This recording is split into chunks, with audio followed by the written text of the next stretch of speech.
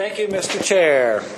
You know, we were hearing about a trifecta, and I think that's a good idea. Let's talk about TriZetto a little bit. TriZetto just made an announcement that they were moving their headquarters to Colorado. I had some experience with TriZetto. I did some computer programming for what they do, taking information from a health carrier to a health payer and such like that, and that's kind of what TriZetto does.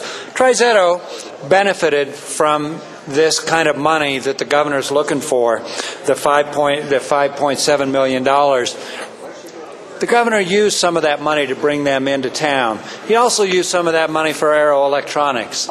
Now, since the late 80s, when I was the chair of the Small Business Profit Center at the Denver Chamber of Commerce, I was always in a tug-of-war with the people at the Chamber, the ones who wanted to do the big jobs and the ones who wanted to take care of small business. This gives us a balance, colleagues.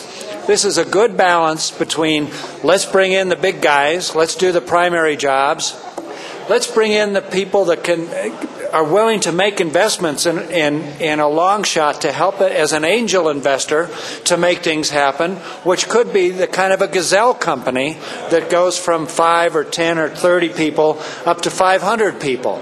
That's the angel investor part.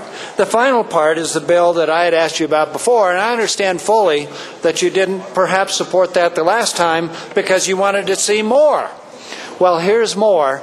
So we're looking at core jobs, helping people start a small business in their community, for their family, hire a few people, all the way up to the possibility of bringing in another large company for a headquarters company like TriZetto and Arrow Electronics. This is a great balanced package, and I hope you'll consider supporting it and move Colorado forward for better jobs, better small business, and better opportunity for our people. Thank you.